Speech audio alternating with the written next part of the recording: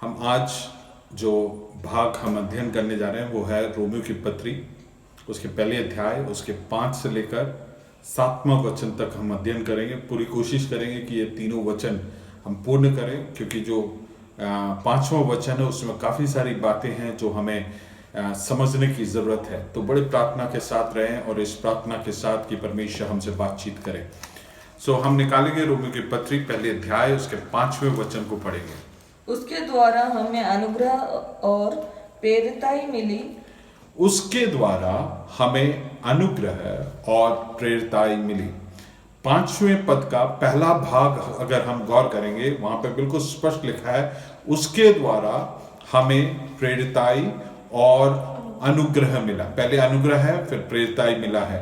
किसके द्वारा? प्रभु यीशु मसीह के द्वारा। हमने पिछले हफ्ते जब 4थे पद का अध्ययन किए थे, अंत में हमने देखा वहां पे पौलुस बोल के खत्म जो कर रहा है वो ये है, प्रभु यीशु मसीह जो हमारा प्रभु है, अर्थात प्रभु यीशु मसीह जो हमारा प्रभु है उसके द्वारा हमें अनुग्रह और क्या मिला है? प्रेरिताई मिला है। अर्थात बोलने का मतलब है कि प्रभु यीशु मसीह के द्वारा जो हमारा अनंतकालीन हमारे लिए प्रावधान करने वाला परमेश्वर, प्रभु यीशु मसीह के द्वारा हमें अनुग्रह और प्रेरिताई मिली है। और इसको और स्पष्टता से समझे तो उसके द्वारा का अर्थ है he is the channel of grace and apostleship in our life, अर्थात वो जरिया है हमारे जीवनों में परमेश्वर का अनुग्रह और हमारे जीवन में प्रेरिताई मिलने का कारण। परमेश्वर से जो अनुग्रह बह निकलती है, जो हमारा अनुग्रह का स्रोत है, वो हम तक पहुंचने का जो जरिया है, जो चैनल है, वो प्रभु यीशु मसीह है। और प्रभु यीशु मसीह के द्वारा ही हम अनुग्रह हमारे जीवन में प्राप्त कर सकते हैं। यहां पे लिखा है, जब हम गौर से पढ़ेंगे, जिसके द्वारा हमें, जो हमें शब्द है वी है, इससे ऐसा नहीं है कि सबके लिए, वरन इससे स्पष्ट होता है ये जो अनुग्रह और प्रेरिताई है, ये पौलुस का बोलने का तात्पर्य है जो विश्वासी हैं, जो प्रभु यीशु मसीह पर विश्वास करते हैं, उन सबको ये अनुग्रह प्रदान किया गया है। और जब हम अनुग्रह की बात कर रहे हैं, अनुग्रह को हम गहराई से समझेंगे। अनुग्रह हम कभी भी हमारे जीवन में हासिल नहीं कर सकते हैं। हमारे जीवन में योग्यता के कारण हम प्राप्त नहीं करते हैं अनुग्रह, वरन परमेश्वर ने हमें सेठ में दिया है। उसने तोहफे के तौर पर, हम कोई योग्यता नहीं रखते थे, लेकिन परमेश्वर ने हमें प्रदान किया है। अर्थात हमने अर्जित नहीं किया, वरन परमेश्वर ने सेठ में, मुफ्त में, हमारी योग्यता के आधार पर नहीं, लेकिन उसने अपने अनुग्रह के तहत हमें प्रदान किया। कई बार लोग यूं समझते हैं कि हमारी धार्मिकता या हमारी अच्छाई के कारण हमें प्राप्त हुआ है। ऐसा नहीं है। हम धर्मी हैं इसलिए अनुग्रह मिला नहीं है, लेकिन परमेश्वर, हम गुनहगार थे, उसके बावजूद परमेश्वर ने अपने अनुग्रह को हमारे ऊपर बरसाया, क्योंकि प्रभु यीशु मसीह ने जो कलवरी क्रूस में किया और उसके जो जीवन है, उस पर विश्वास करने से, प्रतिक्रिया करने से हमें प्रदान किया गया है। इसको थोड़ा सा और व्यक्त करूं, खाली हाथों जब हमने प्रभु यीशु मसीह ने जो कलवरी क्रूस में किया है, हमारे पास प्रभु को देने के लिए, अनुग्रह प्राप्त करने के लिए कुछ भी नहीं था। खाली हाथ हम विश्वास किए, तब परमेश्वर ने यह अनुग्रह हमें दिया है, जिसको वी नेवर डिजर्व्ड इट। हमें कोई भी योग्यता नहीं था, हमें कोई भी मेरिट नहीं था, हम कोई भी कामों के कारण हम यह अनुग्रह को प्राप्त नहीं कर सकते थे, लेकिन मुफ्त में प्रभु यीशु मसीह ने जो किया, उसके जीवन के द्वारा हमें प्राप्त हुआ है। प्रभु यीशु मसीह ने हमारे लिए कीमत अदा करके दान दिया और हमें यह प्राप्त हुआ है। Praise the Lord. जब अनुग्रह के बारे में कहते हैं, अनुग्रह, विभिन्न प्रकार के अनुग्रह हमारे जीवन में प्राप्त हुआ है। अनुग्रह को हमें स्लाइस करके समझने की जरूरत है। अनुग्रह हमारे जीवन में हमें उद्धार देने के लिए अनुग्रह हमें मिला है, जिसके बारे में हम इफिसियों की पत्री 2 अध्याय उसके 8वें पद में आप नोट कर लीजिएगा। मैं उम्मीद करता हूं कि आप लोग अब इस वचन को जब सुन रहे हैं जरूर नोट बना रहे होंगे, क्योंकि मैं हर एक वचन को शायद नहीं पढ़ाऊंगा। इफिसियों की पत्री 2 अध्याय उसके 8वें वचन में हम देखते हैं हमारे उद्धार के लिए परमेश्वर ने अनुग्रह प्रदान किया, अर्थात that is the saving grace. उद्धार के लिए परमेश्वर ने अनुग्रह दिया। दूसरा है परमेश्वर द सैंक्टिफाइंग ग्रेस, परमेश्वर के अनुग्रह के द्वारा हम में पवित्रीकरण हुआ है। तीसरा, अनुग्रह हमें दिया जाता है जिससे हम सशक्त होते हैं, परमेश्वर सामर्थ को प्रदान है।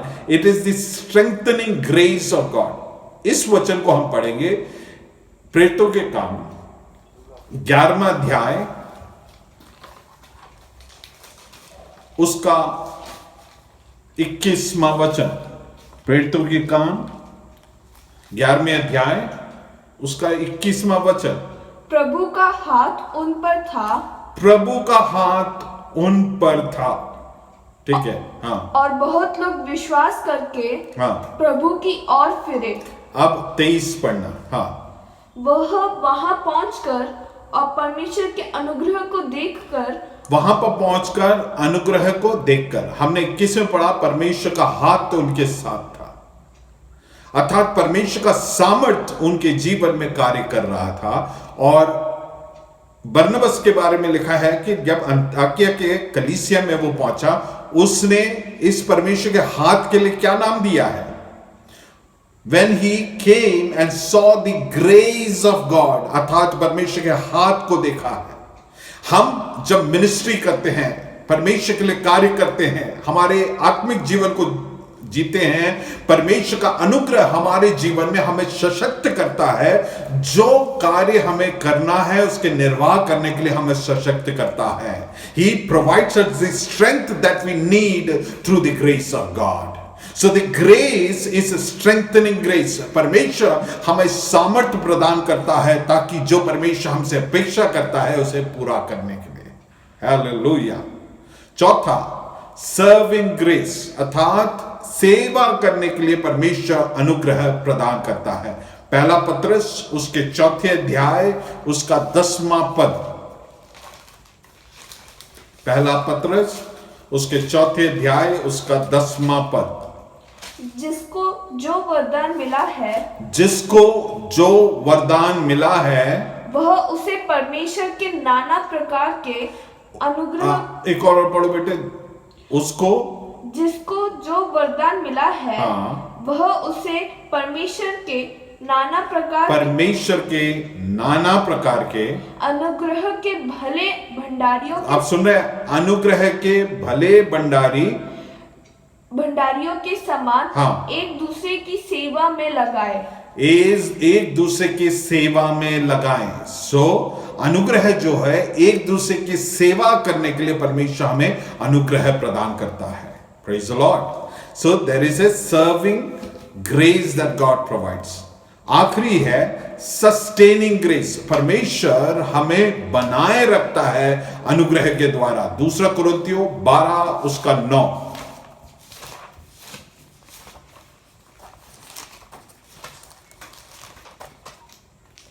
पर उसने मुझसे कहा, मेरा अनुग्रह तेरे लिए बहुत है, हाँ, क्योंकि मेरी सामर्थ निर्बलता से सिद्ध होती है। जब हम अक्षम परिस्थिति, दुर्बलताओं से जाते हैं, ये संदर्भ है पौलुस के शरीर में काटा था और वो परमेश्वर से 3 बार प्रार्थना किया। तब परमेश्वर ने बोला मेरा अनुग्रह तेरे लिए काफी, अर्थात उन परिस्थितियों में हम बने रहने के लिए परमेश्वर का अनुग्रह हमारे लिए काफी रहता है। It is a sustaining grace that God provides. और ये सब अनुग्रह हमें कहां से मिलता है?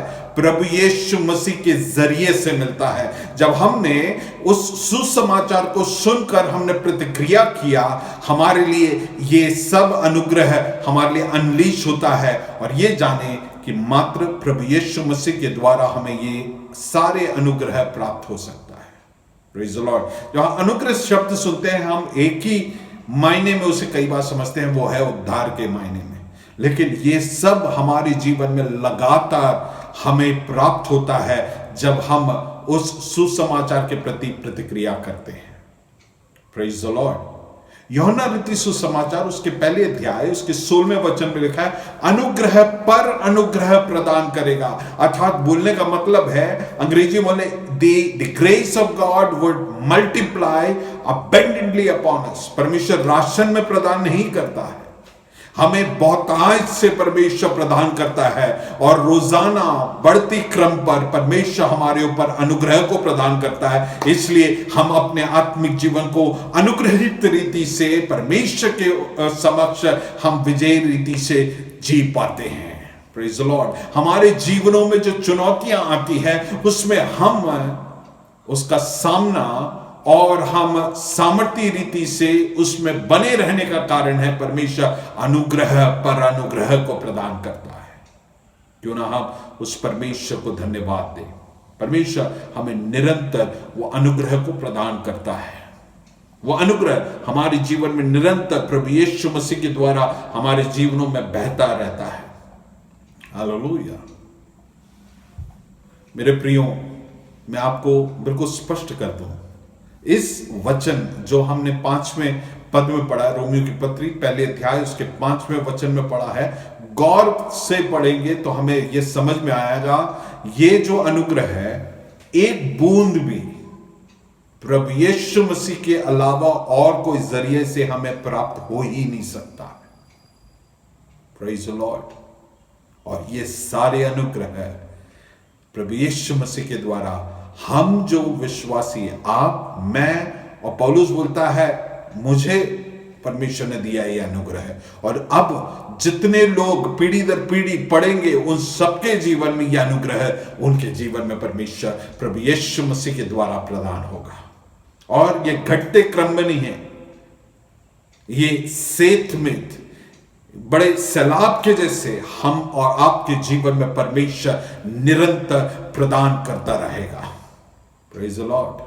और प्रभु यीशु मसीह मात्र है वो जरिया। यीशु मसीह के व्यक्ति और उसके कार्य जो कलवरी क्रूस में और उसके जीवन के द्वारा मिला है, उस माध्यम से हमें प्रदान होता है। Praise the Lord. प्रभु यीशु मसीह हमारे जीवनों में उद्धारक बन के आया। हमारे जीवन में ये प्रभु यीशु मसीह जो सुसमाचार उसके द्वारा हमें ये सब हमारे जीवन में प्रदान हुआ है। दूसरी बात हम देखते हैं, उसी में लिखा है प्रभु यीशु जिसके द्वारा हमको अनुग्रह और प्रेरिताई मिला है। अब हम प्रेरिताई को समझेंगे। जो प्रेरिताई शब्द है वो हमारे जीवन में परमेश्वर का हर एक विश्वासी के लिए जो बुलाहट है उसके बारे में दर्शाता है।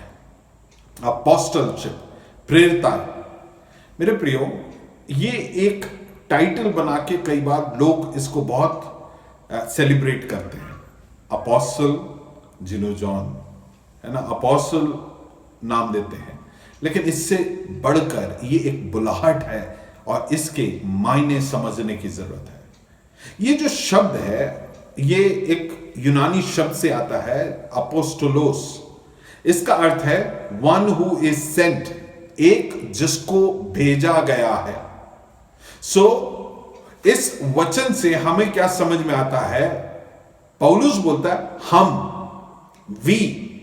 उसका अर्थ यह है कि जो कोई भी कलीसिया में है और जो प्रभु यीशु मसीह पर विश्वास करते हैं और प्रभु यीशु मसीह पर विश्वास करके प्रभु यीशु मसीह के इच्छा अनुसार चलते हैं, वे सब उनके जीवन में अनुग्रह भी मिला है और यह बुलाहट भी उनके जीवन में प्राप्त हुआ है। Praise the Lord. सो हम सबको प्रभु यीशु मसीह ने हमें बुलाया है। प्रभु यीशु मसीह ने हमें यह बुलाहट दिया है और हमें भेजा है ताकि हम प्रभु यीशु मसीह के प्रतिनिधि बनकर हम लोगों तक ये सुसमाचार पहुंचाएं और गवाह ठहराए जाएं। ये है हमारे ऊपर परमेश्वर का बुलाहट। मेरे प्रियो, अर्थात बोलने का अर्थ यह है कि हर एक विश्वासी के ऊपर यह बुलाहट है। आप सोचेंगे कि मेरे ऊपर, यहां पे पास्टर विक्टर हैं और सेवकाई करने वाले हमारे साथ शर्त भी है, हम सोचेंगे कि केवल इनके लिए है। नहीं, इस वचन के आधार पर मैं बताऊं, यह बुलाहट सब पर है जो विश्वासी और कलीसिया के अंग है। परमेश्वर को कोई एक्सपर्ट नहीं चाहिए, है ना। हम सोचते हैं कि ये एक्सपर्ट हो जाए, उसके बाद इसको परमेश्वर की सेवा के लिए भेजेंगे। इस वचन के अनुसार परमेश्वर ने ये बुलाहट हम सबको भेजा है कि हम इस बुलाहट को प्रतिक्रिया करें और हम सुसमाचार सुनाएं, हम प्रेरिताई करें। अर्थात परमेश्वर ने ये कमीशन हमारे जीवन में दिया है। मेरे प्रियो, हमें ये बिल्कुल हमारे जहन में बिठाना है, हमारे जीवन में कन्वर्शन के साथ साथ आता है कमीशन भी। अगर सपोज किसी को अंडा लेते हैं तो उसमें एग वाइट पसंद है, हम दुकान में जाके नहीं बोल सकते हैं कि भाई मैं एग वाइट ही खाता हूं, मुझे एग वाइट बस देना।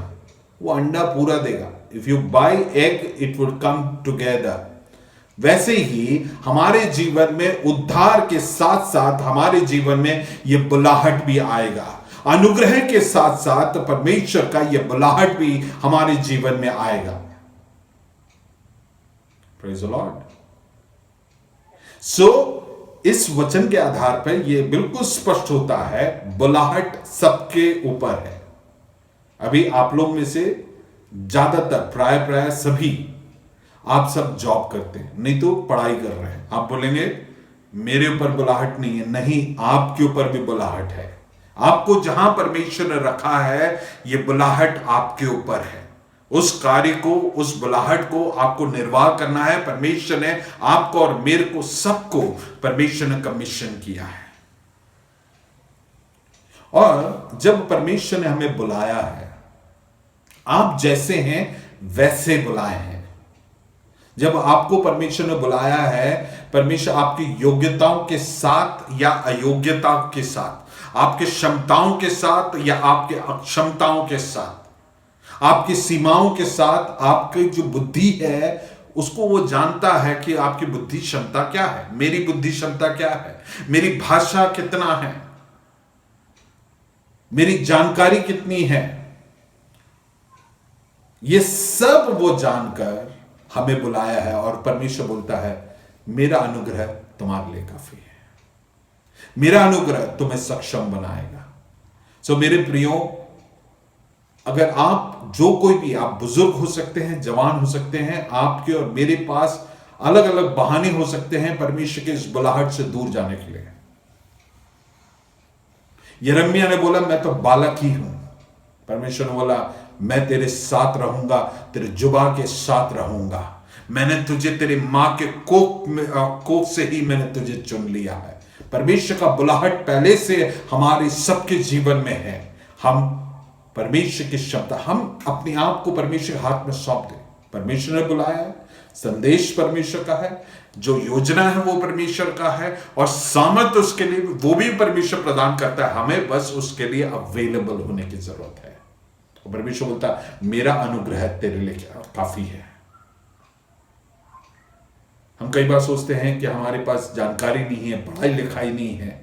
मैं आपको प्रोत्साहित करने के लिए एक बात को बताऊं, हम जब प्रेरितों के काम 4 अध्याय उसका 13वां वचन पढ़ते हैं, वहां पे एक अनपढ़ 2 जनों के बारे में, जो अधिकारीगण हैं, उनके बारे में जानकारी हासिल करके वो आश्चर्यचकित होते हैं। कौन है वो? है यूहन्ना और पतरस। उनकी जो हियाव है, जिस सामर्थ्य से वो प्रचार करते हैं, उनके बारे में वो कहते हैं कि ये तो कम पढ़े लिखे, अंग्रेजी में लगा they perceived that they were uneducated and common people. Hindi में कैसे? जब उन्होंने पतरस और यूहन्ना का साहस देखा, हाँ। और ये जाना कि ये अनपढ़ और साधारण जब जाने कि वो अनपढ़ और साधारण मनुष्य है, कोई कोई एक्स्ट्रा ऑर्डिनरी नहीं थे। परमेश्वर को एक्स्ट्रा ऑर्डिनरी की जरूरत नहीं है। परमेश्वर को उन लोगों की जरूरत है जो परमेश्वर की उस बुलाहट को पहचान कर जाने के लिए तैयार है। Praise the Lord. हाँ, वे कैसे हैं? अनपढ़ और साधारण मनुष्य। आप साधारण हैं, अनपढ़ है, कोई बात नहीं, परमेश्वर जानता है। आपको जब भेज रहा है परमेश्वर जानता है। मूसा को जब परमेश्वर इज़राइल के छुटकारे के लिए मिस्र में भेज रहा तो उसने बोला मैं तो बद्दा जुबा वाला आदमी हूं। मैं कई बार सोचता हूं मिस्टर मोसेस आप क्या सोच रहे हैं, परमेश्वर को मालूम नहीं है? बेवकूफ है क्या परमेश्वर? ही न्यू एवरीथिंग। वो जानने के बाद उन्हें भेज रहा था। हमें ये बात को समझने की जरूरत है। हम कई बार परमेश्वर को समझाने की कोशिश है। परमेश्वर अगर आपको और हमें बुलाया है, परमेश्वर उन अक्षमताओं में बुलाया है। हम अपने उन अक्षमताओं से प्रचार करेंगे, परमेश्वर हमें इस्तेमाल करेगा। डीएल मोडी करके एक परमेश्वर के दास हैं। वो कम पढ़े लिखे हैं लेकिन बहुत ही सामर्थी परमेश्वर के दास हैं। वो एक बार खड़े होकर हजारों के भीड़ में खड़े होकर सुसमाचार प्रचार किए और प्रचार करने के बाद एक व्यक्ति आकर उन्हें बोला कि तूने 21 ग्रामेटिकल मिस्टेक्स किए। तो उसने ऐसे प्रतिक्रिया किया कि आपकी जो भाषा की जानकारी है उसका कैसे इस्तेमाल कर रहे हैं। तो उन्होंने बोला कि मैं इस्तेमाल नहीं कर रहा हूं। तो उसने ऐसा प्रतिक्रिया किया, मेरा ये जो अक्षमताओं के साथ मैं अगर प्रचार कर रहा हूं यही उचित है। बोलने का अर्थ है कि आपके पास भाषा है या नहीं है मायने नहीं रखता। आपके पास क्षमता है या नहीं है वो मायने नहीं रखता। अगर आप अपने आप को अक्षम महसूस करते हैं, परमेश्वर बोलता है मेरा सामर्थ्य तेरे लिए काफी है। My power is enough for you. Hallelujah. परमेश्वर के वचन में लगे I can do all things in Christ who strengtheneth me. मैं सब कुछ वो कर सकता हूं परमेश्वर जो सामर्थ्य प्रदान करने वाले उसके सामर्थ्य के द्वारा। Praise the Lord. हमारे जीवनों में उस बुलाहट को पहचाने और हम उस बुलाहट के अनुसार प्रतिक्रिया करें। मेरे प्रियो, 3 बातें मैं बताऊंगा। हम जब परमेश्वर की सेवा जो बुलाहट हमारे ऊपर है उसके लिए प्रतिक्रिया जब करते हैं या प्रार्थना करते हैं, परमेश्वर से बोले तेरे प्रेम के द्वारा मुझे संभाल के रख, guard me with your love. दूसरा, guide me with your eyes, परमेश्वर तेरी आंखों के द्वारा मुझे क्या करे, अगुवाई करे। 3, grid me with your power, परमेश्वर तेरे सामर्थ के द्वारा मुझे लैस कर।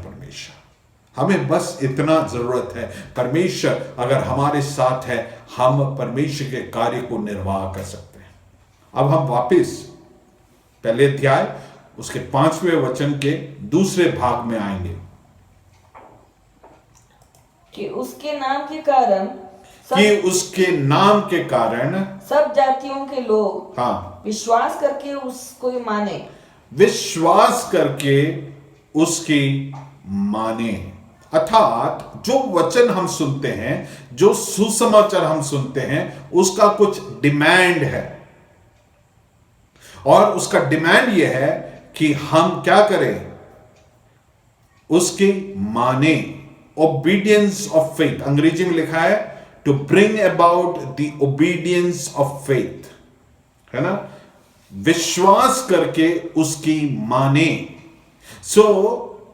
जो प्रतिक्रिया, विश्वास जो शब्द है, विश्वास करने से हमारे अंदर ऑटोमेटिकली जो रिजल्ट आना चाहिए वो ये है, हम आज्ञाकारी होना। अगर हम बोलते हैं हम विश्वास करते हैं लेकिन आज्ञा नहीं मानेंगे तो ये हो ही नहीं सकता है। जो वचन सुनते हैं, जो सुसमाचार सुनते हैं, उसको सुनने से हमारे जीवन में जो विश्वास, अगर वास्तविक विश्वास है, उसमें से जो उद्भव होना है वो ये है कि हम में आज्ञाकारिता निश्चित तौर से होना चाहिए। अब समझ रहे मेरी बात? मतलब हमारे अंदर जो उद्धार का काम हुआ है, हमारे अंदर जो विश्वास का हम दावा कर रहे हैं, उसकी विश्वसनीयता इससे प्रमाणित होगा कि हम आज्ञाकारी है या नहीं है। ठीक है। और कन्वेंशन जब होते हैं तो बोलते हैं कि सुसमाचार प्रचार करने का हाथ उठाइए, हाथ उठाएंगे, और उन लोग कुछ प्रार्थना बताएंगे, वो प्रार्थना को बोलेंगे। वो अगले मीटिंग में आएंगे, उनमें से प्राय ज्यादातर लोग फिर से हाथ उठाएंगे और उनके जीवन में रत्ती भर फर्क नहीं आएगा। आपको क्या लगता है, क्या वे उद्धार पाए हैं? क्या वे विश्वासी हैं? नहीं। इस वचन में बिल्कुल स्पष्ट किया गया है, अगर कोई विश्वास करता है और उद्धार पाया है, उसमें लाजमी जो फर्क आना है, और उसका प्रमाण यह है कि वो क्या करेगा? आज्ञा मानेगा।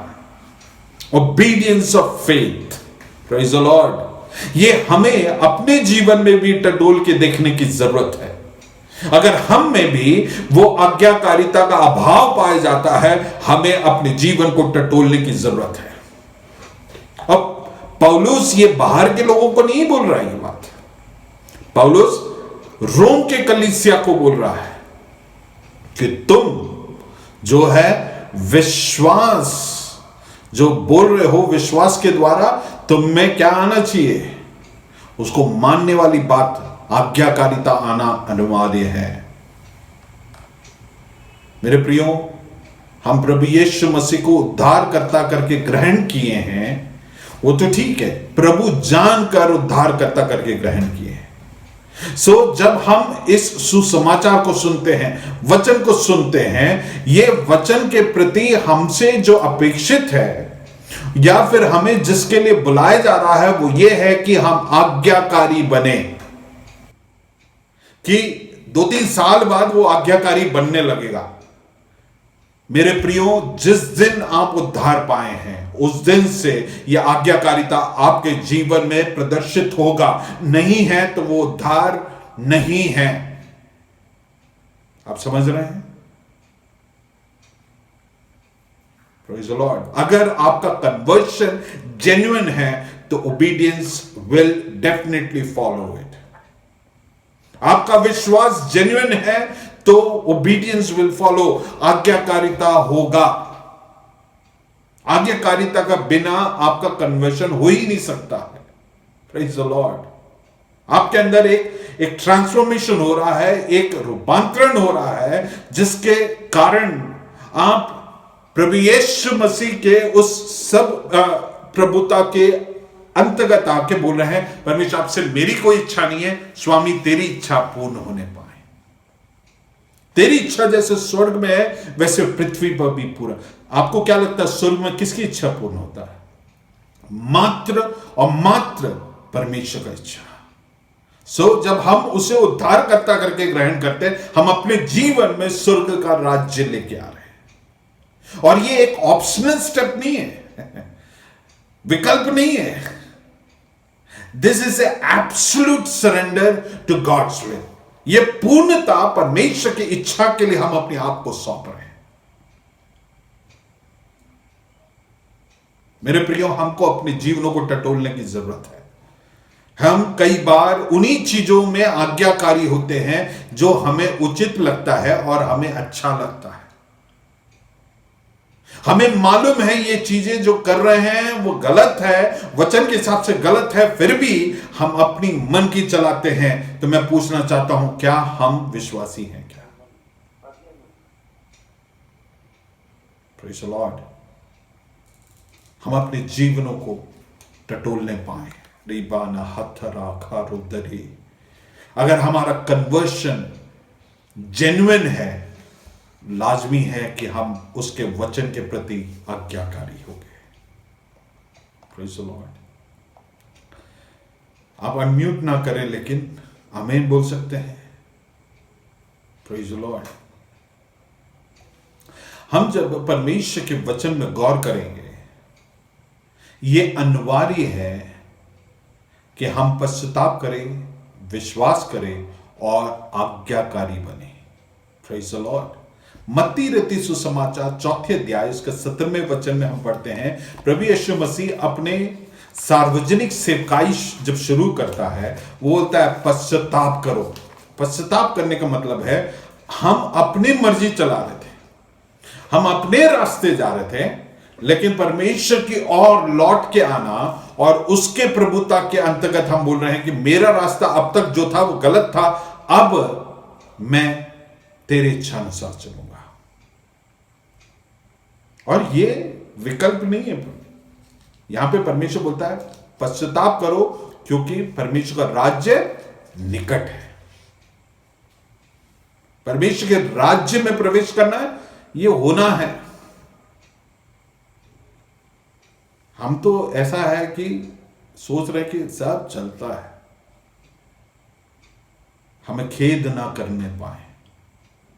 अभी कुछ दिनों पहले मैं किसी भाई से बात कर रहा था जो विदेश में कहीं रहते हैं। वो बोलते हैं कि a new normal is that, पहले हम सोचते थे कोई 70-80 साल का व्यक्ति मरेगा, लेकिन ये कोरोना ने हमें बता दिया है कि 30 साल का आदमी भी मर सकता है, 20 साल का बच्चा भी मर सकता है, कोई भी मर सकता है। तो हमारा जब गारंटी नहीं है तो क्यों हम अपने जीवन को इतना केयरलेस जी रहे हैं? हम वचन जानने के बावजूद अगर हम गुनाह करें और परमेश्वर के प्रति और उसके वचन के प्रति हम आज्ञाकारी ना रहे, उसके प्रभुता के दरमियान नहीं आते हैं, हमसे बड़ा बेवकूफ और कौन होगा? क्योंकि हमें मालूम है हम अपनी मनमानी करें, आज्ञाकारी ना रहे, हम आप ही से पूछ लेता हूं नरक जाएंगे या स्वर्ग जाएंगे? उत्तर हमें मालूम है, नरक जाएंगे हम बोलेंगे।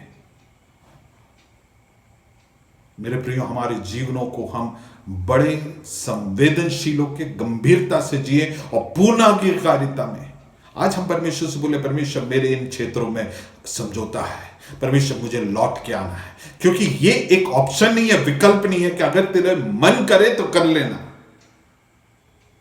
Praise the Lord. Praise the Lord. बहुत गंभीर होने की जरूरत है मेरे प्रियो। प्रेरितों का काम 17वें अध्याय उसके 30वें वचन में पढ़े, वहां पर भी इस बात को बहुत ही गंभीरता से बोलते हैं तो पश्चाताप कर। आज मैं आपको बोलना चाहता हूं, हम सब हो सकते हैं कई सालों से विश्वास में, मेरे को भी शामिल करके मैं बोल रहा हूं, हम सबको हमारे जीवन में पश्चाताप की जरूरत है और यह अनिवार्य है। It is a imperative mode that God is telling us. ये बहुत ही महत्वपूर्ण है ताकि हम अपने जीवन में परमेश्वर के उस आज्ञाकारिता में आए। यूहन्ना रचित सुसमाचार 3 उसका 36 पढ़ेंगे। जो पुत्र पर विश्वास करता है, ध्यान से सुनिएगा, जो पुत्र पर विश्वास करता है अनंत जीवन उसका है, ठीक है, परंतु जो पुत्र की नहीं मानता। अब सुन रहे हो, वहां पे विश्वास की बात नहीं किया, सीधे बोल रहा है पुत्र की नहीं मानता है, वह जीवन को नहीं देखेगा। वो जीवन को नहीं देखेगा। आप समझ रहे गंभीरता? विश्वास करता है तो आज्ञाकारी रहेगा। और नीचे विश्वास के बारे में ही नहीं बोल रहा है, सीधे बोल रहा है अनाज्ञाकारिता करेगा तो वो जीवन नहीं देखने पाएगा। मेरे नाम के लास्ट में जॉन है ना? जब मैं फॉर्म किसी भारतीय सरकार का कोई भी फॉर्म भरूंगा उसमें लिखूंगा धर्म क्रिश्चियन। सो मैं दूसरों के लिए क्रिश्चियन हूं, लेकिन परमेश्वर के लिए क्रिश्चियन होना जरूरी नहीं है अगर मैं आज्ञाकारी नहीं हूं। Praise the Lord. और ये बहुत ही गंभीर है मेरे प्रिय। हो सके तो ये वचन हम याद कर लें और हमें अपने आप को रिमाइंड करना है, अपने आप को याद दिलाना है कि हमें पूर्ण विश्वास और आज्ञाकारिता में जीना है। Praise the Lord. और ये तुरंत और जल्दी कदम उठाना है क्योंकि हमारे जीवन का कोई पक्का नहीं है। हमें पूर्ण तौर से हमारे जीवन को परमेश्वर के हाथ में सौंपना है। हमारी हरेक जो लालसाएं हैं, हमारी जो भी प्रायोरिटीज है, उसको दरकिनार करते हुए, उसके क्रूज को रोजाना उठाते हुए पर प्रभु यीशु मसीह पर विश्वास कर उसके उस सकरे मार्ग से चलने के लिए तैयार होना है। और मैं आपको बताऊं, विश्वास और आज्ञाकारिता को अलग नहीं कर सकते हैं। ये एक ही सिक्के का दो पहलू हैं मेरे प्रियो। चित्त है तो पट रहेगा, पट है तो चित्त रहेगा। वैसे ही विश्वास है तो क्या होगा? आज्ञाकारिता पक्का होगा। Praise the Lord. मेरे प्रियो, हम अपने जीवन में इस बात को बहुत गंभीरता से लें। कुछ वचनों को हम नोट करेंगे, पढ़ लेते हैं। याकूब की पत्री 2 अध्याय उसका 14,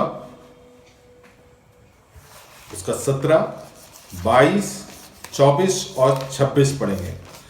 आरंभ करेंगे याकूब की पत्री, जेम्स चैप्टर 2 वर्स 14। है मेरे भाइयों, हाँ, यदि कोई कहे कि हाँ, मुझे विश्वास है, हाँ, पर वह कर्म ना करता हो, विश्वास है लेकिन कामों में नहीं दिखता हो, तो इससे क्या लाभ? इससे क्या लाभ? क्या ऐसा मतलब समझ रहे हो? बोलने से कोई मतलब नहीं है। हम में से जितने हैं सबसे पूछे आप कौन हो, बोलेंगे मैं विश्वासी हूं। बपतिस्मा लिए, बपतिस्मा। लेकिन परमेश्वर का वचन बोलता है, याकूब बहुत स्पष्ट रीति से बोलता है, कर्म बिना, दोबारा पढ़ो बेटे, है मेरे भाइयों, हे मेरे भाइयों, यदि कोई कहे कि यदि कोई कहे मुझे विश्वास है, मुझे विश्वास है, पर वह कर्म ना करता हो, वरन कर्म ना करता हो, तो इससे क्या लाभ? इससे क्या लाभ? क्या ऐसा विश्वास कभी उसका उद्धार कर सकता है? हाँ हाँ, समझ रहे आप? आपको उत्तर उसका मालूम है। ठीक है, अब 17 पढ़ेंगे। वैसे ही विश्वास भी हाँ, यदि कर्म सहित ना हो तो हाँ, अपने स्वभाव में मरा हुआ है। अपने स्वभाव, मतलब विश्वास जो आप और हम कह रहे हैं कि विश्वास है, विश्वासी है, वो मरा हुआ है। अब 22 पढ़े। अतः हाँ, तूने देख लिया कि हाँ, विश्वास ने उसके कामों के साथ मिलकर प्रभाव डाला है। समझ रहे हैं? विश्वास उसके कामों के द्वारा मिलकर प्रभाव डाले, अर्थात उसके आज्ञाकारिता मिलकर प्रभाव डाला। फिर और कर्मों से विश्वास सिद्ध हुआ। कर्मों से अर्थात तेरी आज्ञाकारिता के द्वारा तेरा विश्वास सिद्ध हुआ, प्रमाणित हुआ कि तू विश्वासी है। Praise the Lord. हाँ, 24। इस प्रकार तुमने देख लिया कि मनुष्य केवल विश्वास से ही नहीं, हाँ, हाँ, वरन कर्मों से भी धर्मी ठहरता है। Praise the Lord. मतलब क्या? आज्ञाकारिता से ही धर्मी ठहरेगा। 26। अतः जैसे देह आत्मा बिना मरी हुई है, हाँ, हाँ, वैसे ही विश्वास भी कर्म बिना मरा हुआ है। Praise the Lord. सो ये सारे वचन स्पष्ट करता है कि हमारा जो विश्वास, जो हम बोल रहे हैं, हम विश्वासी हैं करके बोल रहे हैं। प्रभु, आपको मालूम है जब प्रभु यीशु मसीह इस पृथ्वी पे था, दुष्ट आत्मा भी बोले, ये देखो परमेश्वर का पुत्र आ रहा है। पौलुस जब फिलिपियों में था, 16वें प्रेरितों का काम 16वें अध्याय में, वहां पे बोलता है ये सर्वशक्तिमान का दास है। तो वो भी जानते हैं, वो भी विश्वास करते हैं, लेकिन उनका उद्धार हुआ मतलब कर्म नहीं है, आज्ञाकारिता नहीं है। इसलिए मेरे प्रियो, हमारे जीवन में इन बातों को लेकर हमें संवेदनशील होना है और इसमें गंभीर होने की जरूरत है। इफिसियों की पत्री 2 अध्याय उसके 10वें पद में लिखा है, जो हम जब पढ़ते हैं वहां पे स्पष्ट होता है कि हमारे विश्वास जीवन में हमें इसलिए उद्धार दिया है ताकि हम अच्छे कर्म कर पाए, अर्थात आज्ञाकारिता में जिए, अर्थात जो वास्तविक, जो नकली नहीं है, असली जो है, असली विश्वास, उसका वेरिफिकेशन कैसे कर सकते हैं? वो ओबीडिएंट है, वो आज्ञाकारी है, तो विश्वास है हमें, है ना। जैसे हम बोलते हैं ना 916 गोल्ड है, उसका प्रमाण कहां से मिलता है, कैसे मिलता है, हमें मालूम है। वैसे ही हमारा जो विश्वास है वो 100% सही है, उसका प्रमाण क्या है? पूर्ण आज्ञाकारिता में चलेंगे। आपको, मेरे को आपके जीवन जांचने की जरूरत नहीं, हम सब अपने जीवनों को जानते हैं। अगर सही रास्ते में नहीं है, हम आज परमेश्वर से तौबा करें। रोमी की पत्री 1 अध्याय उसके 8वें पद में रोम के कलीसिया के बारे में कुछ टिप्पणियां परमेश्वर के दास पौलुस करता है। हम देखेंगे वहां पे लिखा है तुम्हारे विश्वास के बारे में हाँ पढ़ो बेटे। वहीं से हाँ 8 वर्स। हाँ पहले मैं तुम सबके लिए पूरा नहीं, just read. Your faith is known through out the world. हाँ तुम्हारे विश्वास की चर्चा तुम्हारी विश्वास की चर्चा सारे जगत में हो रही है। तुम्हारे विश्वास की चर्चा सारे जगत में हो रही है। ये विश्वास, कौन सा विश्वास की बात कर रहे हैं हम? आगे अगर पढ़ते हैं, ये 16वें अध्याय में इसके बारे में चर्चा है और वहां पे लिखा है, मैं उसको बस पढ़ देता हूं अंग्रेजी में और ट्रांसलेट कर। The report of your obedience have reached to all. आप समझ रहे हैं? 16वें अध्याय में बोलता है तुम्हारा जो विश्वास की चर्चा पूरे दुनिया में है, उसका कारण क्या है? तुम्हारे जो वचन है उसके प्रति जो आज्ञाकारिता है उसकी चर्चा है। समझिए मेरे प्रियो, इन दिनों आपके और मेरे बारे में भी लोग अगर जानते हैं, वो इसलिए जानने पाए कि हम परमेश्वर के वचन और उसके आज्ञाओं के प्रति पूर्ण आज्ञाकारी है। हमारे कलीसिया में जितने लोग हैं, ये हम सबके जीवन में ऐसे ही रिपोर्ट, ऐसे ही लोग जानने पाए कि हम पूर्ण खराई से परमेश्वर के वचन को मानने वाले लोग हैं। हमारे गुप्त जीवन में और हमारे सार्वजनिक जीवन में हम पूर्ण रीति से परमेश्वर के वचन के प्रति आज्ञाकारिता में जीते हैं। हमें प्रेज़ द लॉर्ड उसके प्रभुता के अधीनता में जीते हैं। रोमियो की पत्री 10 उसके 9 और 10 हमने पढ़ा है, हम जानते हैं। उसमें जिस प्रकार से दिया, प्रभु जानकर हम मुंह से अंगीकार करें और उस प्रकार से हम उद्धार पाए हैं। हम उस आज्ञा के अनुसार उसके प्रभुता के दरमियान आए। मेरे प्रियो, जब हम जो पहाड़ी उपदेश है उसको अगर ध्यान से पढ़ते हैं, उसमें क्या दिया है? उसमें यही बात को दिया है, विश्वास में जो आज्ञाकारिता है उसी के विषय में बताया गया है। जो उद्धार हमें मिलेगा उसमें जो विश्वास है, उसमें आज्ञाकारिता उसका अनसेपरेबल पार्ट एंड पार्सल है। और परमेश्वर के वचन को मानकर जो चलता है, जो परमेश्वर के वचन पर विश्वास करता है, उसके अंदर प्रमाण है कि वो आज्ञाकारी रहेगा। अन्यथा क्या है? हम अपने आप को भ्रमित करके हम जी रहे हैं। हमको लग रहा है कि हम सही रास्ते में, हमको लग रहा है कि हम विश्वासी हैं, हमको लग रहा है कि हम स्वर्ग जाएंगे, जिसके बारे में मत्ती रचित सुसमाचार उसके 17, उसके 13 और 14 में जिस प्रकार से लिखा है कि वहां पे लिखा है सकरे मार्ग और चौड़े मार्ग के बारे में बताया है। जो चौड़े मार्ग में चल रहे हैं उनको भी लग रहा है कि हम तो विश्वासी हैं, चर्च जाते हैं, सब कुछ करते हैं, लेकिन वो गलत रास्ते पे है। मत्ती रचित सुसमाचार 7 उसके 22 से लेकर 27 पढ़ते हैं, वहां पर भी इसके बारे में अवलोकन है। वहां पर लिखा है कई लोग मुझे प्रभु प्रभु कहेंगे, लेकिन उसके बावजूद क्या होगा? मैं उनसे कहूंगा कि मैं तुम्हें नहीं जानता हूं। Praise the Lord. हमारे जीवन में हम आज्ञाकारिता में चलना हमारे जीवन का एक महत्वपूर्ण भाग होने पाए। यहीं पर हम अंत करेंगे।